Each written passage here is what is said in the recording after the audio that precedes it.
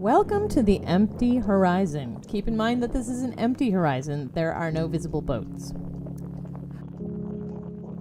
As we zoom in, we see two boats appear along what I call the wavefront edge, which is the blue line of last discernible water. We also can see, as we zoom in further, something I call the mirror line. It is a reflection that forms under the boats after they pass the wavefront edge. Two major structural landmarks for this large ship are the top of the mast and also the top of the bridge, which could be considered the top of the body of the boat. It is clearly very large. The mast represents approximately 1/3 of the full height of the boat. Instruments and equipment attached to the mast structure create a visual line that divides the mast approximately in half. This interval therefore represents approximately 1/6 of the overall height over the water. As our target ship passes behind another boat, we can see that it is not going slowly. It is doing something that mariners call making a land against the other boat in a noticeable fashion. We can also note that although the wavefront line is the same, it's consistent for our point of view, the mirror lines are different and unique to each object that is being reflected. The next time that this ship passes against other boats, we have a demonstration of the foreground, midground, and background effect. None of these boats is particularly close to one another in real space, but they look as if they are based on composition. May I also note again that this is not a slow-moving boat. It is traveling at significant speed over water. The background sailboat demonstrates for us an additional factor, the low-lying mist layer that sits over the water and acts as a distorting lens. Both effects are very well illustrated by this next motorboat, seen here entering on the left. The variations in density of the suspended water create visual distortions not unlike that of antique glass. The distortion is most observable in real time rather than when it is paused.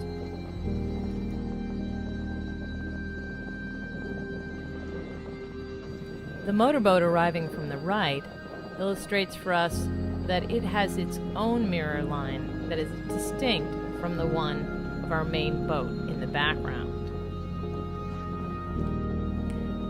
As the large ship continues to move away from us, more and more of it is falling inside the band of mist. Nonetheless, the observable structure proportions remain the same, with the mast representing 1/3 and the body of the boat 2/3 of the space above the mirror line. As the ship proceeds further into the distance, we find this continues to be true even as the distortion line rises to the point where it starts to affect the mast itself about here.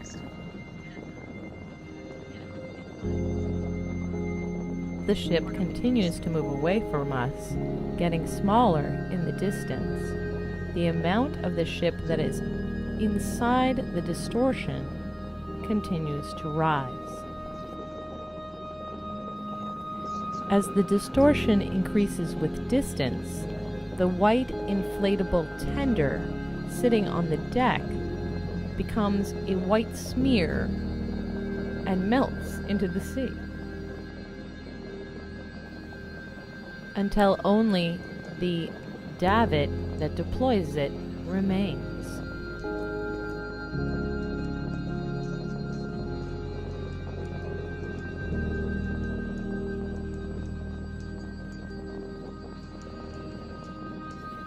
The lensing effect essentially acts like a funhouse mirror, stretching the top of the image and compressing the bottom of the image over time.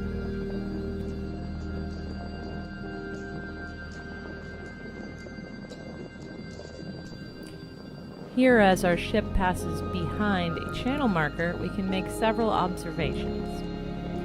The channel marker has its own mirror line very, very close to our wavefront. By contrast, the mirror line for the ship is much higher, seeing as it is much further away. Another indicator is how much smaller the ship has appeared to become. It is now more or less 1 story tall, maybe much less.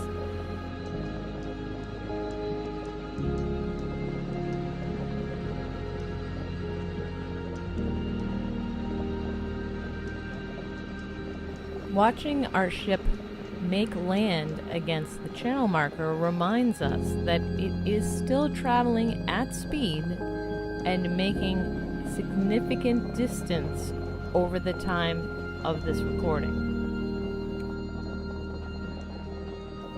At this point, both the top of the mast and the spreader bar level are above the height of the channel marker. As the ship moves away at speed, we recall that the interval between the top of the mast and the spreader bar can be used to calculate the expected height of the boat. That height is in no way inconsistent with the mirror line as we see. The distance between the top of the mast and the spreader is about 1/6 the height of the total boat. A small ferry or pleasure craft passes in front of us right along the wavefront edge.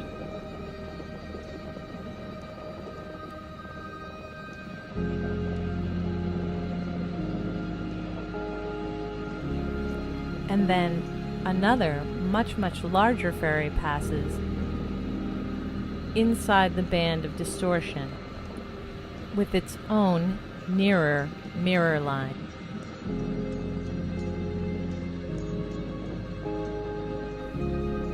As I take this moment to zoom out and observe the overall structure, keep in mind that now the ship appears to be shorter than the channel marker, and yet 1/3 of it appears to be mast, and 2/3 of it appears to be boat. Oh, and I'd almost forgotten. This started out as an empty horizon. Yeah, I mean, like, totally empty. There wasn't anything on it when we started, and that was 18 minutes ago.